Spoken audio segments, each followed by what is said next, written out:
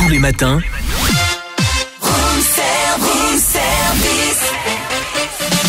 démarrez la journée avec Room Service, votre cocktail survitaminé, servi par Cynthia et Charlie. Allez, il est 8h20. Cynthia, est-ce que ton transit va bien, toi? Ça va? Quelle drôle de question, Charlie. Oui, mais on va en parler, c'est important quand même. Et nous accueillons tout de suite Sébastien Aliébus. Bonjour Sébastien. Bonjour. Bonjour à tous les deux. Je pose pas la question, Sébastien. Tout va bien pour vous? Comme disait mon père, j'ai pas essayé ce matin, mais peut-être. Bon, on vous a au téléphone ce matin parce que vous sortez votre premier roman qui s'intitule Le Président est constipé. Alors on va quand même rappeler que vous êtes le fondateur du Gorafi, et pour ceux qui ne connaissent pas, c'est quand même comment on va dire, une plateforme. Ça a été des drôles de caricatures, de choses comme ça, de dérision, qui est lancée depuis combien d'années, le Gorafi? Ça fera 14 ans en février prochain. Et oui, et il y a même des petits, parce que dans la région, on a le Dolafi, vous voyez, qui recoupe. Oui. Moi, j'aime beaucoup parce qu'il y a plein de petits sites qui se sont appropriés la satire au niveau régional. Et moi, je trouve ça génial, en fait, parce que la satire appartient à tout le monde. Donc, moi, je trouve ça super cool. Alors, Sébastien, vous écrivez depuis toujours des brèves, des vraies fausses dépêches d'actualité. Qu'est-ce qui vous a donné envie de passer au format roman ? Mais comme vous dites, j'ai toujours écrit, j'ai toujours vu le Gorafi comme un gros travail d'écriture. Et puis là, j'avais cette histoire que j'avais en tête systématiquement quand je posais mon fessier sur le trône. Et puis il y a un sujet, parce que en fait, quand on est sur le trône, on est en quelque sorte, il y a une forme d'égalité entre tous. Sauf si, il y a un tiers de la population qui n'a pas accès aux toilettes, mais je me suis dit, qu'on soit puissant ou faible, il y a une forme d'égalité par rapport à ça. Et le cheminement s'est fait naturellement et l'idée a germé. Et je crois que j'ai eu le titre d'abord en premier, littéralement. Ah bah oui. Et à partir de là, le livre s'est écrit presque tout seul. Alors, je vais faire un peu le pitch rapidement. C'est la panique au Kremlin. Le président Poutine est indisposé par des difficultés gastriques et l'inquiétude règne. Son médecin personnel tente de comprendre. Donc ensuite, il y a plein d'enquêtes et puis ça va loin, parce qu'il faut savoir pourquoi le président est constipé. Et là, ça découle sur tout le monde. Tout le monde a peur, tout le monde se sauve. Et c'est un peu la révolution quand même.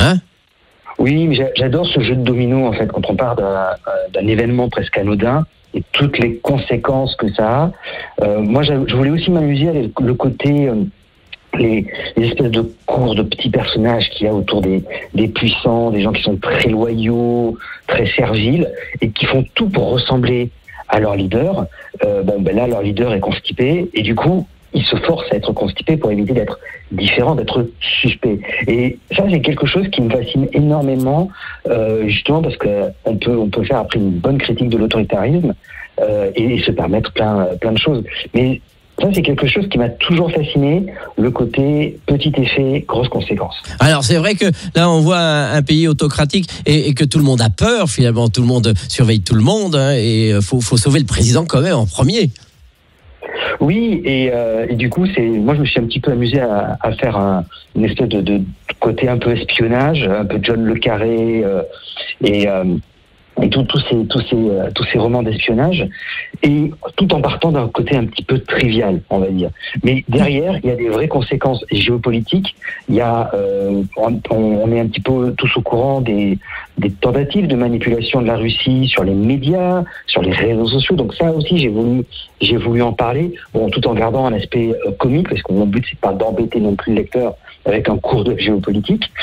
Donc voilà, ça reste une farce, une grosse farce satirique, mais quand même avec un fond assez plausible, notamment quand je parle du fameux corridor de Suwałki qu'il y a entre la Pologne et les pays baltes, qui est un vrai problème aujourd'hui, et qui pose un vrai problème à l'Europe, en fait.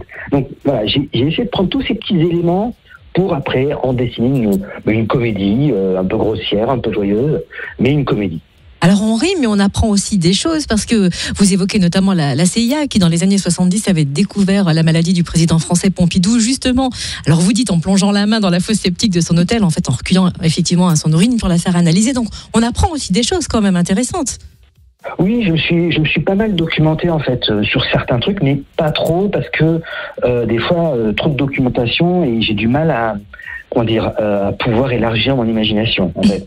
Mais j'ai essayé de parsemer le roman de quelques sources de documentation, ici ou là, pour vraiment donner du corps au récit. Bon, on ne donnera pas la fin. Hein. Je sais qu'on aura besoin dans ce roman de l'Ouest pour retrouver peut-être le bon laxatif pour le président, mais il est toujours là, donc ça va, ça a dû bien passer. Alors, on va rappeler votre roman, ça s'appelle Le Président est constipé. C'est sorti hier, hein, c'est tout chaud, donc... Exactement. Voilà, maintenant le livre est dans la nature et vous pouvez... Alors, on n'est pas obligé de le lire qu'aux toilettes, hein, vous pouvez le lire un peu partout. Non. Merci Sébastien Liébus d'être présent ce matin. Et on lui souhaite une médaille de bronze. Voilà, oh là là, ça c'est bien. Oh Cynthia. Merci Sébastien Liébus, à très vite. Retrouvez Room Service du lundi au vendredi de 7h à 10h.